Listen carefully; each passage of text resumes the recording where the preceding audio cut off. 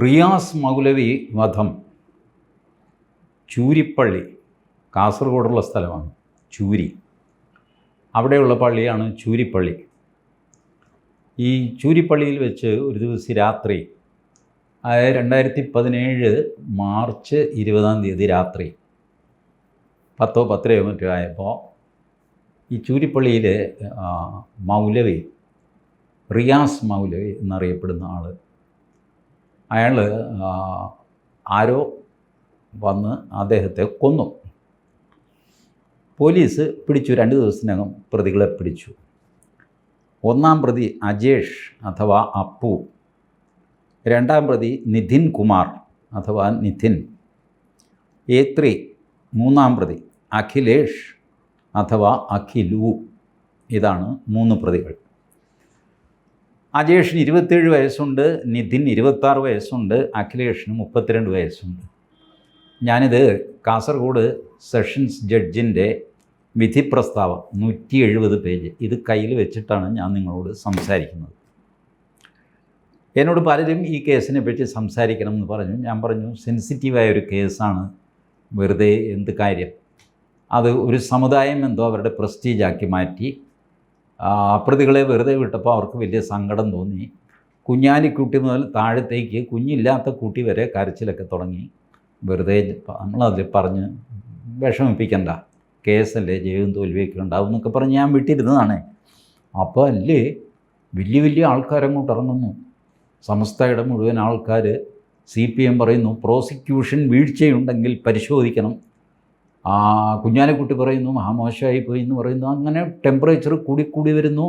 സുപ്രഭാതം, സമസ്തയുടെ പത്രമാണ് സുപ്രഭാതം, അതിൽ എഡിറ്റോറിയൽ വരുന്നു, മുസ്ലിങ്ങൾക്ക് നീതി കിട്ടുന്നില്ല, ഹിന്ദുക്കൾക്ക് മാത്രം നീതി കിട്ടുന്നു. പോരാ, RSSകാർ പ്രതിയായ കേസുകളെല്ലാം തന്നെ തള്ളിപ്പോകുന്നു.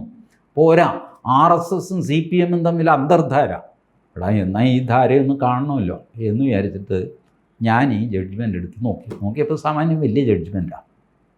ആയിക്കോട്ടെ, കാരണം ക്രിമിനൽ കേസുകളിൽ പലപ്പോഴും വലിയ ജഡ്ജ്മെൻറ്റുകളാണ്. ഇത്രയധികം സാക്ഷികളെ വിസ്തരിച്ച് പിടിച്ചുമൊക്കെ ഒരുപാട് വരും. ഇപ്പോൾ ഈ കേസിൽ തന്നെ 87-97 സാക്ഷിയും മറ്റുമുണ്ട് പ്രോസിക്യൂഷൻ ഭാഗത്തു നിന്ന്. പ്രതിഭാഗത്തു നിന്ന് ആകെ ഒരു സാക്ഷിയുള്ളൂ കേട്ടോ, ഒരേ ഒരാൾ, DW1, ഡിഫൻസ് വിറ്റ്നസ് 1, ഫിനിഷ്. അവർ കൂടുതലൊന്നും വാദിച്ചിട്ടൊന്നുമില്ല, സാക്ഷിയും കൊണ്ടുവന്നിട്ടില്ല. അപ്പോൾ ഇതാണ് സംഭവം. അജേഷ്, നിധിൻ, അഖിലേഷ്, ഈ 3 പേര് 20 രാത്രി ഒരു ബൈക്കിൽ ഈ ചൂരിപ്പള്ളിയിൽ പോവുകയും അജേഷ് അകത്തേക്ക് പോയി ഈ മൗലവിയെ കുത്തിക്കൊല്ലുകയും ചെയ്തു. ഈ പറഞ്ഞ നിധിൻ പുറത്ത് പള്ളി മുറ്റത്ത് കാവൽ നിന്നു. അഖിലേഷ് ബൈക്കുമായിട്ട് റോഡിൽ നിന്നു. സ്റ്റാർട്ട് ചെയ്ത് ഇവർ കൃത്യം കഴിഞ്ഞാൽ ഇവർക്ക് ചാടിക്കയറി 3 പേർക്കും കൂടെ രക്ഷപ്പെടുക, അതാണ് പ്ലാൻ ചെയ്ത പോലെ അജേഷ് പോയി മൗലവി കുത്തി. മൗലവി ചത്തോ ഇല്ലോ എന്നറിയാമല്ല. ഇതിനിടയ്ക്ക് ഈ മൗലവിയും അജേഷും തമ്മിൽ ഉരുട്ടിപ്പിടുത്തം നടന്നു എന്ന് പോലീസ് പറയുന്നു. ഉരുട്ടിപ്പിടുത്തം നടന്നു, അതിൻ്റെ ലക്ഷണങ്ങളുണ്ട്. ഏതായാലും അജേഷ് രക്ഷപ്പെട്ടു. അതിനിടയ്ക്ക് ഈ ബഹളം കേട്ട് തൊട്ടടുത്ത മുറിയിൽ അവരുടെ ഖത്തീബ്, പള്ളിയിൽ അയാൾ ഉറങ്ങുന്നുണ്ടായിരുന്നു. അയാൾ വന്ന് വാതിൽ തുറന്ന് ആരുടാന്ന് ചോദിക്കുകയും ഒരു കോൺക്രീറ്റിൻ്റെ കല്ലുകൊണ്ട് അയാളുടെ നേർക്കൊരു ഏറ് വന്നു. നിധിൻ എറിഞ്ഞതാണ്. അയാൾ മാറിക്കളഞ്ഞു. കല്ല് പോയി അതിൻ്റെ ഭിത്തി തട്ടി അവിടെയെല്ലാം ചെതറി വീണു. അപ്പോൾ ഇയാൾ എന്ത് ചെയ്തു, ചാടി അടുത്ത മുറിയിൽ, അതാണ് മോസ്കിൻ്റെ ഹോള്, അവിടെ പോയിട്ട് മൈക്ക് ഓൺ ചെയ്തിട്ട് നാട്ടുകാരെ മുഴുവൻ വിളിച്ചറിയിച്ചു. പള്ളി ആക്രമിക്കുന്നേ, ഓടി വായോ എന്നൊക്കെ പറഞ്ഞിട്ട് അയ്യോ പത്തോ ബഹളം. നാട്ടുകാരെല്ലാം കൂടെ ഓടി വന്നു, പോലീസ് വന്നു, പട്ടാളം വന്നു, ഒന്നും പറയണ്ട, എല്ലാം കൂടെ ബഹളം. ഇതാണ് കേസ്. 2 ദിവസത്തിനുള്ളിൽ പ്രതികളെ പിടിച്ചു. അജേഷിനെയും നിധിനെയും അഖിലേഷിനെയും പിടിച്ചു. 7 വർഷം ഈ പിള്ളേർ ജയിലിൽ കിടന്നു കേട്ടോ. അവർക്ക് അജേഷിന് 27 വയസ്സ്, നിധിന് 26 വയസ്സ്, അഖിലേഷിന് 32 വയസ്സ്. ഒരാൾക്ക് HDFCയിൽ ജോലി ഉണ്ടായിരുന്നു, അവർ പിരിച്ചും വിട്ടു പാവത്തെ. 7 വർഷം ജയിലിൽ കിടന്നു. ഇപ്പം മിനിഞ്ഞാന്ന് വിധി വന്നപ്പോഴാണ് 3 പേരെയും വെറുതെ വിട്ടു. കാര്യം എന്താണെന്ന് വെച്ചാൽ ഒരു കേസും ഇല്ല, ഒന്നും തെളിയിക്കാൻ സാധിച്ചില്ല, ഒന്നും. ദൃക്സാക്ഷികളാരുമില്ല. അപ്പോൾ ഇവരെന്ത് ചെയ്തെന്നറിയാമോ, കേസ് തുടങ്ങി ഒരു 2.5 വർഷം കഴിഞ്ഞപ്പോൾ ഇവർ ചാർജ് ഒന്ന് മാറ്റി. പ്രത്യേകം കംപ്ലയിൻ്റൊക്കെ സെഷൻ ജഡ്ജിക്ക് കൊടുത്തിട്ട് ആരോപണങ്ങൾ ഞങ്ങളൊന്ന് മാറ്റാൻ പോവുകയാണെന്ന് പറയും. ഓ, മാറ്റിക്കോളാം പറയും. 2.5 വർഷം കഴിഞ്ഞ് അപ്പോഴാണ് ആരോപണങ്ങൾ മാറ്റുന്നത്. അപ്പോഴാണ് പുതിയ ആരോപണം വന്നത്. പ്രതികൾ RSSകാരാണ്, അതിനാൽ അവർ ഹിന്ദുക്കളാണ്, അതുകൊണ്ട് അവർക്ക് മുസ്ലിങ്ങളോട് വിരോധമുണ്ട്. ഇതാണ് കേസ്, പുതിയ കേസ്. പ്രതികൾ RSSകാരാണ്, അതിനാൽ ഹിന്ദുക്കളാണ്, അതുകൊണ്ട് അവർക്ക് മുസ്ലിങ്ങളോട് വിരോധമുണ്ട്. അപ്പോൾ അങ്ങനെയുള്ള ആളുകളെ ഞാനത് വായിച്ച് കേൾപ്പിക്കാതെ ഏത് പേജിലാണെന്ന് നോക്കണം. ആയിരിക്കട്ടെ, അങ്ങനെയാണ് ആരോപണം വന്നത്.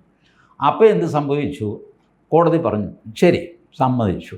ആദ്യം നിങ്ങൾ ഇവർ RSSകാരാണെന്ന് തെളിയിക്കണം, പിന്നെ RSSകാർ ഹിന്ദുക്കളാണ് എന്ന് തെളിയിക്കണം, പിന്നെ ഹിന്ദുക്കൾക്ക് മുസ്ലിങ്ങളോട് വിരോധമുണ്ടെന്ന് തെളിയിക്കണം. 3 കാര്യം തെളിയിക്കണേ.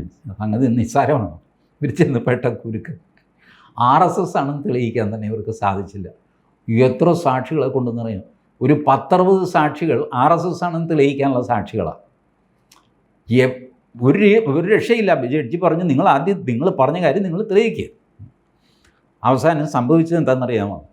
ഒരു അമീർ AM കേളുഗുഡ്ഡെ എന്ന സ്ഥലത്ത്, കാസർഗോഡ് 2 ഏരിയയാണത്. കേളുഗുഡ്ഡെ ഹിന്ദു ഭൂരിപക്ഷമുള്ളതും ചൂരി മുസ്ലിം ഭൂരിപക്ഷമുള്ളതും. ഹിന്ദുക്കളില്ല എന്നല്ല, ഹിന്ദുക്കളും ഉണ്ട്, പക്ഷേ ഭൂരിപക്ഷം മുസ്ലിങ്ങളാണ്. മറ്റിടത്ത് കേളുഗുഡ്ഡയിൽ ഹിന്ദുക്കളാണ്. കേളുഗുഡ്ഡയിലുള്ളൊരു മുസ്ലിം, അമീർ എന്നാണ് അയാളുടെ പേര്. അയാൾ പറഞ്ഞു, ഞാൻ ഇവരുമായിട്ട് ഈ പറഞ്ഞ 2-3 പേരുമായിട്ട് സ്ഥിരം ക്രിക്കറ്റ് കളിക്കാറുണ്ട്. അയ്യപ്പ ഭജന മന്ദിരത്തിനടുത്താണ് കേളുഗുഡ്ഡയിൽ ഞങ്ങൾ കളിക്കാറുള്ളത്. അവർക്ക് ഒരു മുസ്ലിം വിരോധവും ഒരു തേങ്ങയുള്ളതായിട്ട് എനിക്ക് അനുഭവപ്പെട്ടിട്ടില്ല. None of the accused harboured any hostility towards him. മനസ്സിലായോ? ബീയിങ് എ മുസ്ലിം, ഞാൻ മുസ്ലിമാണ്, എന്നോട് അവർക്ക് ഒരു വെറുപ്പുള്ളതായിട്ട് എനിക്ക് അനുഭവപ്പെട്ടിട്ടില്ല എന്ന് അമീർ പറഞ്ഞു. അപ്പോൾ ഇവർ അടുത്ത സാക്ഷിയെ കൊണ്ടുവന്നു. അടുത്തതെല്ലാം ഒരുപാടുണ്ട്. ഞാൻ ടിപ്പിക്കൽ 2 മാത്രം നിങ്ങളെ കേൾപ്പിക്കാം. പ്രോസിക്യൂഷൻ വിറ്റ്നസ് 81ാം സാക്ഷിയാണ് അജിത് കുമാർ K. പുള്ളി പറഞ്ഞതെന്താണെന്ന് വെച്ച് കഴിഞ്ഞാൽ, അജേഷിനെയും നിതിനെയും അഖിലിനെയും എനിക്ക് പരിചയമുണ്ട്, അവർ RSS പ്രവർത്തകരാണ് എന്ന് പോലീസിനോട് പറഞ്ഞു എന്ന് പറഞ്ഞിട്ടാണ് ഇയാളെ ഹാജരാക്കുന്നത്. ഇയാൾ വന്നിട്ട് പറയുകയാണ്, പ്രതികൾ 3 പേരും RSSൽ പ്രവർത്തിക്കരാണെന്നും എൻ്റെ ചങ്ങാതികളാണെന്നും പറഞ്ഞാൽ അത് ശരിയല്ല. അജേഷ് RSSകാരനല്ല, അവരുടെ വീട്ടുകാർ CPM ആണ്. ഇതേ ജഡ്ജ്മെൻറ്റിൽ എഴുതി വെച്ചാൽ ഞാനുണ്ടാക്കി പറയുന്നൊന്നുമല്ല. CPMകാരാണ്. കുടുങ്ങിയില്ലേ? എന്നാൽ ഈ പോയിൻ്റ് ആരെങ്കിലും BJPക്കാരോ ആരെങ്കിലും പുറത്ത് പറയണമല്ലോ. റിയാസ് മൗലവി കേസിലെ പ്രതികൾ CPMകാരാണെന്ന് കുറഞ്ഞപക്ഷം ഒരു സാക്ഷിയെങ്കിലും പറഞ്ഞു. കോടതിക്ക് ഇത് അന്വേഷിക്കേണ്ട കാര്യമില്ല.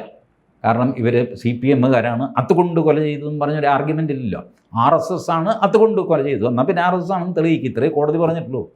കോടതിക്ക് RSSന് ആരോട് വിരോധമുണ്ട് സ്നേഹമുണ്ടെന്ന് നോക്കേണ്ട കാര്യമില്ല. ഇവർ കൊണ്ടുവരുന്ന ആർഗ്യുമെൻറ്റ് മോട്ടീവ് ഉണ്ടല്ലോ, ഇതിൻ്റെ ഉദ്ദേശ്യം എന്ന് പറയുന്നത് RSSകാരായ ഹിന്ദുക്കൾക്ക് മുസ്ലിങ്ങളോടുള്ള വിരോധം എന്നൊക്കെ പറഞ്ഞാൽ ഇങ്ങനെ കൊണ്ടുവരുന്നത്. എന്ത് വാങ്ങിക്കോട്ടെ, അത് തലയും കുത്തി വീണു. അജേഷ് RSSകാരനല്ല, അവരുടെ വീട്ടുകാർ CPMകാരാണ്. ഇങ്ങനെ പറഞ്ഞു. ഈ സാധനം മുന്നോട്ട് പോയി. എന്നിട്ട് ഇവർ പ്രതി ഇവരല്ല, ഒബ്വിയസ്ലി ഇവരല്ല പ്രതി. അപ്പോൾ ഇവരുടെ മുണ്ട് കൊണ്ടുവന്ന് ഹാജരാക്കി. കോടതി ചോദിച്ചു, ശരി മുണ്ട് ഹാജരാക്കി, ഇത് എന്താ കാര്യം, എന്താ അതിൽ വല്ല ചോരക്കറയുണ്ടോ? ഒന്നുമില്ല. ഒരാളെ കുത്തിക്കൊല്ലുമ്പോൾ എന്തൊക്കെ പറഞ്ഞു കഴിഞ്ഞാലും 19 മുറിവോ മറ്റോ ഉണ്ട് ഈ മൗലവിക്ക്. പലതും നെഞ്ചത്താണ് അവിടെ എവിടെയായിട്ട്. അപ്പോൾ ഇവിടുന്ന് ഈ 2 കക്ഷത്തിനും ഇതിലെ ഇങ്ങനെ താഴത്തേക്കാണ് പല കുത്തും പോയിരിക്കുന്നത്. അപ്പോൾ അങ്ങനെ പോയിട്ട് ഒരു ലങ്സിന് മുറിവുണ്ടായി, കിഡ്നിക്ക് മുറിവുണ്ടായി, ഒരു കുത്ത് വയറ്റത്തായിരുന്നു, കിഡ്നിക്ക് മുറിവുണ്ടായി. ചോര വാർന്നാണ് ഈ മൗലവി മരിക്കുന്നത്. ചോര വാർന്നു. അതിനർത്ഥം സമയത്ത് ആശുപത്രിയിൽ കൊണ്ടുവരുന്നെങ്കിൽ രക്ഷപ്പെടുമായിരുന്നു. അതിന് പകരം എന്ത് ചെയ്തു? പള്ളി ആക്രമിക്കുന്നതെന്ന് അനൗൺസ് ചെയ്തു. അല്ലാഹു അക്ബർ എന്ന് പറഞ്ഞ ആൾ കൂടി ബോലോ തക്ബീർ. അപ്പോഴത്തേക്ക് ഇയാൾ കിടന്ന് പിടയുകയാണ് പാവം. എന്നാൽ അയാൾ വാരിയെടുത്ത് ആശുപത്രി പോയില്ല. ചോര വാർന്ന അയാൾ മരിച്ചു. ആശുപത്രി കൊണ്ടുപോയപ്പോൾ അവർ പറഞ്ഞു, അയ്യോ മരിച്ചു പോയല്ലോ, ഇത് ഇപ്പം മരിച്ചതേ ഉള്ളൂ. എന്ത് ചെയ്യും? ഇതാണ് റിയാസ് മൗലവി. ഇതൊക്കെ ജഡ്ജ്മെൻറ്റിലുണ്ട്, ഞാനുണ്ടാക്കി പറയുന്നൊന്നുമല്ല. 170 പേജ് വായിക്കാൻ ക്ഷമയുള്ള ആർക്കും ഇത് വായിക്കാവുന്നതേ ഉള്ളൂ. ഹോസ്പിറ്റലിലെ ഡോക്ടർ പറയുന്നു ചോര വാർന്നാണ് ഈ മനുഷ്യൻ മരിച്ചത്. പോസ്റ്റ്മോർട്ടം ചെയ്ത ഡോക്ടർ പറയുന്നു മരണകാരണമായേക്കാവുന്ന മുറിവുകളാണിത്. ചികിത്സ ചെയ്താൽ മരിക്കില്ല. ഒരു ലങ്സ് പോയി എന്ന് വിചാരിച്ചിട്ട് ആരും ചാവാനൊന്നും പോകുന്നില്ല. റിയാസ് മൗലവിക്ക് അത്ര പ്രായമൊന്നും ആയിട്ടുമില്ല. ആ കിഡ്നിയിൽ ഒരു കത്തി ഒന്ന് കയറി എന്ന് വിചാരിച്ചിട്ട് ഇതൊക്കെ ICUവിൽ അവിടെ 10-15-20 ദിവസം ചികിത്സ. അത് കഴിഞ്ഞിട്ട് നോർമൽ ചികിത്സയൊക്കെ ആയിട്ട് 2-3 മാസം കൊണ്ട് മനുഷ്യൻ എണീറ്റ് വരും.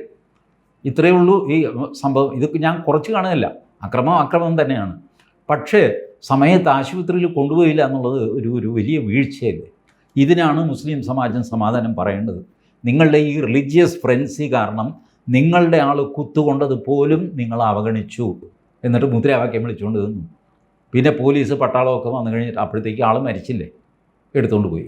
കോടതിയിൽ കൊണ്ടുവന്നിട്ട് ഇവരുടെ ലുങ്കി, ഈ മൗലവി ഉടുത്തിരുന്ന ലുങ്കി, ആ ലുങ്കിയിൽ കത്തി കയറിയ പാടുകളുണ്ട്. ആ കത്തിയുടെ അളവും പാടിൻ്റെ അളവും ഒക്കെ കറക്റ്റാണ്. കോടതി ചോദിച്ചു, ശരി നിങ്ങൾ ലുങ്കി കൊണ്ടുവന്നു, ലുങ്കിയിൽ എങ്ങനെയാണ് കത്തി കയറിയത്? മൗലവി ലുങ്കി ഉടുത്തിരുന്നു, ഉടുത്ത ലുങ്കിയാണ്. മൗലവിക്ക് അരയ്ക്ക് താഴെ യാതൊരു മുറിവുമില്ല. ലുങ്കി ഉടുക്കുന്നത് അരയ്ക്ക് താഴെയാണല്ലോ. അപ്പോൾ അവിടെ കുത്തി എന്ന് പറഞ്ഞാണോ നിങ്ങളുടെ കേസ്? അല്ലല്ല, അത് മുഴുക്ക്. അവസാനം പോലീസുകാർ പറഞ്ഞതെന്നറിയാമോ കോടതിയിൽ? മുകളിൽ സീലിംഗ് ഫാൻ കറങ്ങുന്നുണ്ടായിരുന്നു. ആ കാറ്റത്ത് പറന്ന് ഈ ലുങ്കി മടങ്ങി ഇയാളുടെ നെഞ്ചത്ത് വന്നപ്പോൾ അയാൾ കുത്തി എന്നൊക്കെ പറഞ്ഞു. എന്ത് ചെയ്യുന്നു? കേസ് തോക്കാതിരിക്കുമോ? കാരണം പ്രതി ഇവരല്ല. ഇവർക്ക് ഉണ്ടായിരുന്ന ഒരേ ഒരു കാര്യം RSSനെ ചീത്തയാക്കുക. ഇതായിരുന്നു ആവശ്യം. മുസ്ലിം ഗ്രൂപ്പിനെ ആവശ്യം അതായിരുന്നു. ഇപ്പോഴും അവർ വലിയ സങ്കടം പറയുന്നത് ഈ RSSകാർ രക്ഷപ്പെട്ടു എന്നുള്ളതാണ്, പ്രതികൾ രക്ഷപ്പെട്ടു എന്നുള്ളതല്ല. അവർ ഒരു കള്ളക്കേസ് ഉണ്ടാക്കി 3 പിള്ളേരെ കുടുക്കിയിട്ട് അത് RSSൻ്റെ തലയിൽ വെച്ച് അവരുണ്ടാക്കിയ നരേറ്റീവ് കോടതിയിൽ പൊളിഞ്ഞു. അതിനാർക്കെന്ത് ചെയ്യാൻ പറ്റും?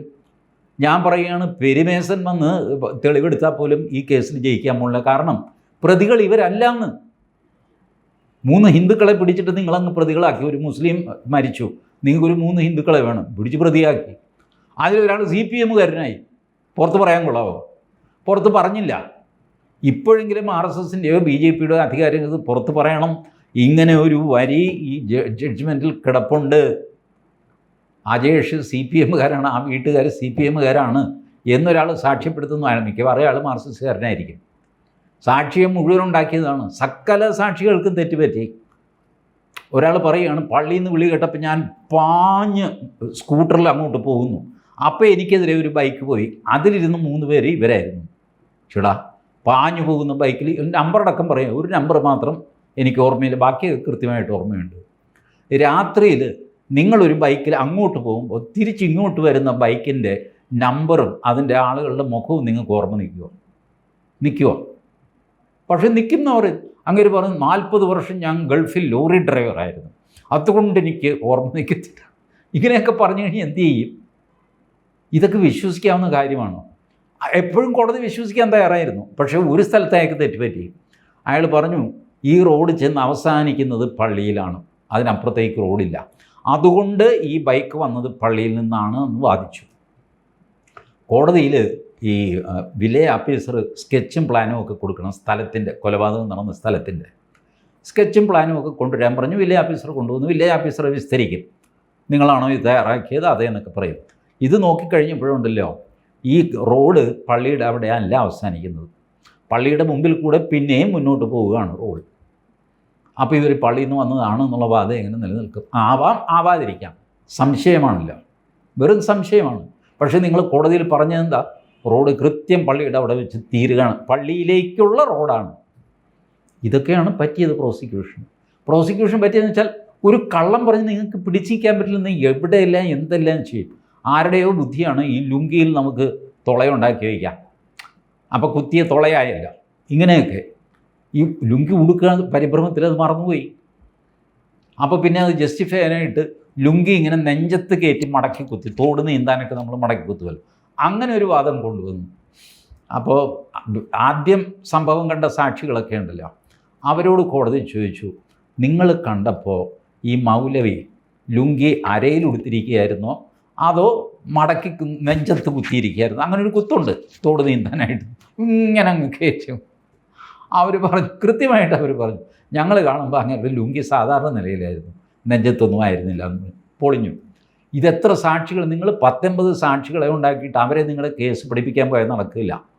എല്ലാവരോടും നുണ പറയാൻ പറ്റില്ല. മനുഷ്യൻ ശുദ്ധനാണെന്ന്, ഹിന്ദു ആയാലെന്താ മുസ്ലിം ആയാലെന്താ, ഒന്നോ രണ്ടോ ചോദിച്ചു കഴിയുമ്പോൾ അയാൾ അങ്ങോട്ട് സത്യം പറയും. ഇതാണ് സംഭവിച്ചത്. ഈ നിതിൻ കല്ലെറിഞ്ഞു പിടിച്ചു എന്നൊക്കെ പറഞ്ഞില്ലേ, ഇത് പറയാൻ ഈ ഒരാൾ മാത്രമേ ഉള്ളൂ. ഇയാൾ മറ്റുള്ളവരോടും പറഞ്ഞിട്ടില്ല, പോലീസിനോടും പറഞ്ഞിട്ടില്ല. ആദ്യം പറയുന്നത് കോടതിയിലാണ്. ഇത്രയും കാലം ആരോടും മിണ്ടാതെ വെച്ച രഹസ്യം എന്താണോ കോടതിയിൽ വന്ന് പറയുന്നത്? ഒരു കല്ലെറിഞ്ഞെന്ന് പറയണ്ടേ? അത് ഞാൻ തളർന്നു പോയിരുന്നു, ഇത്രയും കാലം തളർവാദം പിടിച്ച് കിടക്കുകയായിരുന്നു. ഇങ്ങനെയൊക്കെ ആയി കേസ് തോറ്റുപോയി.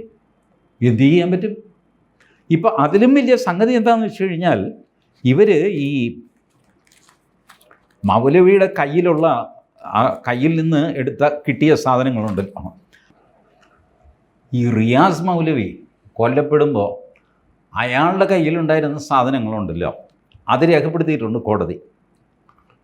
3 mobile phone, 1 memory card, 5 sim card, 1 memory reader. അതെന്ത് സാധനമാണ്? ഈ സാധനമൊക്കെ were recovered from the room of the deceased immediately after the incident. മൗലവി ചില്ലറക്കാരനല്ല.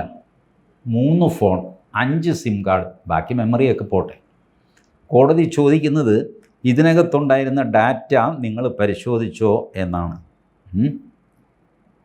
None of the mobile phone and SIM cards were examined by the investigating officer. There was no attempt from the investigating team to identify the call details and images stored in the said material. Call ഡീറ്റെയിൽസും ഈ ഫോണിലുള്ള ഇമേജസും ഈ മെമ്മറിയിലുള്ള images, videos, ഇതൊക്കെ നോക്കണ്ടേ? നോക്കിയില്ല. നോക്കിയാൽ പ്രശ്നമായി. അതുകൊണ്ടായിരിക്കും നോക്കാഞ്ഞത്. മൗലവിയും ചില്ലറക്കാരനൊന്നും ആയിരുന്നില്ല. 3 ഫോണും 5 സിം കാർഡും ഒക്കെ കൊണ്ട് നടക്കണമെങ്കിൽ ചില്ലറക്കാർക്ക് പറ്റില്ലല്ലോ. എന്തൊക്കെയോ ഓപ്പറേഷൻസ് മൗലവിയുടെ കയ്യിലും ഉണ്ടായിരുന്നു. അതുകൊണ്ട് മൗലവിയുടെ ഒരു ഫോണും പരിശോധിച്ചില്ല. നിങ്ങൾ നോക്കൂ, ഒരു ഫോൺ പരിശോധിക്കുന്നു, അതിൽ ഈ അജേഷിൻ്റെ ഒരു ഫോൺ കോൾ, ഇന്ന് രാത്രി നിന്നെ തട്ടുമട എന്ന് പറഞ്ഞിട്ട് ഒരു കോൾ അല്ലെങ്കിൽ ഒരു വാട്സാപ്പ് മെസ്സേജ് ഉണ്ടെന്ന് വെച്ചോ, സ്ട്രോങ് തെളിവായില്ലേ നിങ്ങൾക്ക് കോടതിയിൽ? Very strong. ബട്ട് മൗലവിയുടെ ഫോൺ പരിശോധിച്ചില്ല. കാരണം മൗലവിയുടെ ഫോൺ പരിശോധിച്ച് കഴിഞ്ഞാൽ സജീഷിൻ്റെ മെസ്സേജ് കിട്ടില്ല എന്ന് മാത്രമല്ല, മറ്റെന്തെങ്കിലും കുഴപ്പം പിടിച്ച മെസ്സേജൊക്കെ വന്നിട്ട് ആകെ കൂടെ ചെളിയാകും. മൗലവിയാണെങ്കിൽ മരിച്ചും പോയി. എന്തു ചെയ്യും? അതുകൊണ്ട് ഇതൊന്നും പരിശോധിച്ചില്ല. സന്തോഷമായിട്ട് കേസ് തോറ്റു. എന്നിട്ട് RSSൻ്റെ നെഞ്ചത്തേക്ക് കയറുകയാണ്. RSS ഇതിലെന്ത് പിഴച്ചു? ഇവർ RSS അല്ല എന്ന് മുസ്ലിങ്ങൾ തന്നെ പറയുന്നു കോടതിയിൽ വന്നിട്ട്. എന്നിട്ടും വിടുന്നില്ല RSSനെ. RSSകാർ ഹിന്ദുക്കളാണെന്നും ഹിന്ദുക്കൾക്ക് പണ്ടേ മുസ്ലിങ്ങളോട് വിരോധമുണ്ടെന്നും കോടതിയിൽ പ്രോസിക്യൂട്ടർ ആർഗ്യൂ ചെയ്യുന്നു. ഈ പറഞ്ഞ പ്രോസിക്യൂട്ടർ ഇവരെന്താ ചെയ്തതെന്ന് വെച്ചാൽ, ഈ മൗലവിയുടെ ചോര അജേഷിൻ്റെ മുണ്ടിലും ദേഹത്തുമൊക്കെ വീണമെന്ന് നോക്കണ്ടേ? അത് നോക്കിയിട്ടില്ല. അജേഷിൻ്റെ തുണി DNA പരിശോധിക്കുക അയക്കാൻ ഞാൻ എന്താണെന്ന് ചോദിച്ചു കഴിഞ്ഞാൽ അറിയില്ല, മിണ്ടുന്നില്ല. എന്നിട്ട് ആ വക്കീൽ ഏഷ്യാനെറ്റ് ചാനലിൽ വന്നിരുന്ന് വാദിക്കുന്നു, പ്രതിയുടെ തുണി DNAക്ക് അയക്കുന്ന പതിവേ ഇല്ലയെന്ന്. പതിവുണ്ടോ ഇല്ലെന്നുള്ളതല്ല, നിങ്ങളെന്താ അയക്കാൻ? നിങ്ങൾക്ക് തെളിവൊന്നും കിട്ടിയിട്ടില്ലല്ലോ, ദൃക്സാക്ഷിയില്ലല്ലോ. അപ്പോൾ നിങ്ങളത് അയച്ച് പരിശോധിക്കണ്ടേ? അതോ കുത്തിക്കൊന്നപ്പോൾ ചോര തെറിച്ചപ്പോൾ ഇയാളുടെ മേത്ത് ഒരു തുള്ളി പോലും വീഴാതെ അയാൾ ഇത്ര വലിയ അഭ്യാസിയാണോ? ഒരാളിന് ചന്നം പിന്നും കത്തിക്ക് കുത്തുമ്പോൾ സ്വന്തം മേത്ത് ഒരു തുള്ളി പോലും ചോര വീഴാത്ത രീതിയിൽ അഭ്യാസി. എന്താ വിചാരിച്ചു? ഇങ്ങനത്തെ കേസുകളൊക്കെ നിലനിൽക്കുകയാണ്. അതുകൊണ്ട് ഞാൻ പറയുന്നത്, ഇതിന് അപ്പീലൊന്നും പോകണ്ട. നിങ്ങൾ നേരെ RSSനോട് യുദ്ധം പ്രഖ്യാപിക്കുക, RSSകാരെ മുഴുവൻ ജയിലിലടയ്ക്കുക, പ്രത്യേകിച്ച് കാരണമൊന്നും വേണ്ട. ഇതൊക്കെ നിങ്ങൾക്ക് എത്രയല്ലേ വേണ്ടുള്ളൂ? കാസർഗോഡുള്ള മുസ്ലിങ്ങൾ മുഴുവൻ RSS വിരുദ്ധരാണെന്നോ ഹിന്ദു വിരുദ്ധരാണെന്നോ ഞാൻ കരുതുന്നില്ല. ഈ ലക്ഷണം കണ്ടു കഴിഞ്ഞാൽ അവർ കൂടുതലും സുഹൃത്തുക്കളാണ് തന്നെ. പിന്നെ നിങ്ങൾക്ക് വിരോധവും ചൊറിച്ചിലുമുള്ള ആൾക്കാരുണ്ടെങ്കിൽ ഒരു സർക്കാർ ഇത്ര ഇറക്കിയിട്ട് RSSകാരെ പിടിച്ച് ജയിലിലെന്ന് നിങ്ങൾ ഈ കള്ളക്കേസുമായിട്ട് കോടതിയിൽ പോയിട്ട് തെളിവുമില്ല, സാക്ഷിയില്ല എന്നൊക്കെ പറഞ്ഞ് അങ്ങോട്ടും ഇങ്ങോട്ടും ബഹളം വയ്ക്കാതെ. അതുകൊണ്ട് ഞാനിപ്പോഴും പറയുന്നത്, ഈ റിയാസ് മൗലവിയുടെ കയ്യിൽ നിന്ന് കിട്ടിയ 3 മൊബൈൽ ഫോണും 5 സിം കാർഡും ബാക്കി സാധനങ്ങളും അനിതായില്ലെങ്കിൽ കിടുതാപ്പും എല്ലാം CBI അന്വേഷണത്തിന് വിധേയമാക്കണം. ഇതിലാണ് ഇതിൻ്റെ രഹസ്യം കിടക്കുന്നത്. മൗലവിയെ കൊന്നത്, യഥാർത്ഥത്തിൽ കൊന്നത് ആരായിരുന്നു യഥാർത്ഥ കൊലയാളി? ഇത് കണ്ടുപിടിക്കാനായിട്ട് ഇതിൻ്റെ പുനരന്വേഷണം CBI ഏൽപ്പിക്കണം എന്നാണ് എൻ്റെ അഭിപ്രായം. അതിൽ വരുന്ന ഡാമേജ് മുസ്ലിം സമുദായത്തിന് വളരെ വലുതായിരിക്കും എന്ന് ഞാൻ ഭയപ്പെടുന്നു. അതുകൊണ്ടാണ് ഈ മൗലവിയുടെ ഡീറ്റെയിൽസ് ഒന്നും പരിശോധിക്കാതിരുന്നത്. ഏതായാലും സത്യം ഒരു നാൾ പുറത്തു വരും എന്ന് നമുക്ക് പ്രതീക്ഷിക്കാം. Thank you.